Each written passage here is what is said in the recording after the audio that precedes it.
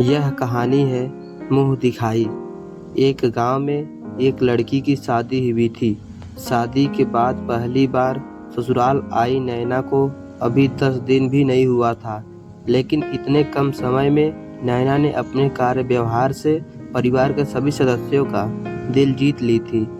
रोज सुबह सबसे पहले उठना और रात में सब काम खत्म करके सबसे बाद में सोना नैना की दिनचर्या में शामिल थी। नैना घर के छोटे बड़े सभी सदस्यों की पसंद नापसंद का पूरा ध्यान रखती थी।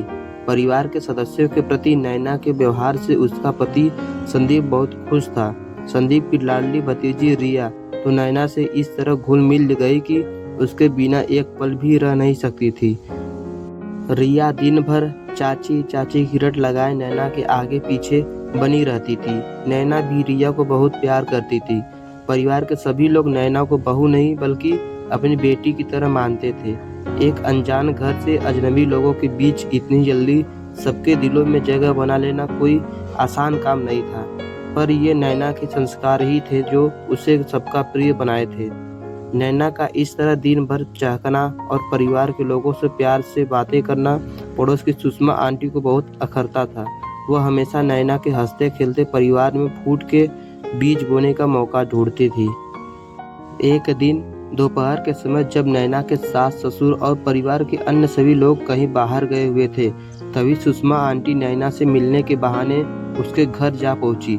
सुषमा आंटी को देखते ही नैना ने उनके पैर छुए और उन्हें सम्मान पूर्वक घर के अंदर ले गई। सुषमा आंटी को सोफे पर बैठाकर नैना चाय नाश्ते का इंतजाम करने लगी। थोड़ी देर बाद जब नैना चाय नाश्ता लेकर वापस आई तो सुषमा आंटी बोली, अरे बेटी, तुम बेकार में परेशान हो रही हो, मैं तो बस तुमसे मिलने आई हूँ। काफी देर इधर उधर की बातें करने के बाद सुषमा आंटी बोली, अरे बेटी, तूने बताया नहीं तेरे सास ससुर ने तुझे मुँह दिखाई में क्या दिया। सुषमा आंटी की बातें सुनकर नैना बोली, अरे आंटी, मेरे सास ससुर ने तो मुझे अपना सब कुछ दे दिया। सुषमा आंटी चौंक कर बोली, अरे क्या दे दिया तेरे सास ससुर ने, जरा मुझे भी तो पता चले। चेहरे पर एक सहज मुस्कान लिए नैना बोली, आंटी, माँ बाप के लिए उसकी औलाद से बढ़कर क्या कुछ होता है।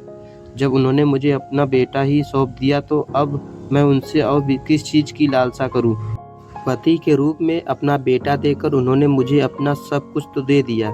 नैना के मुंह से ऐसी बातें सुनकर सुषमा आंटी का मुंह बंद हो गया।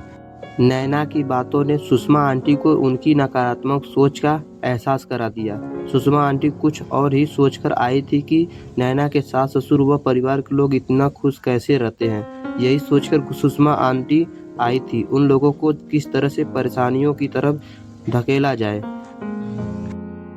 मित्रों, कहानी कैसी रही आप लोग जरूर बताएं।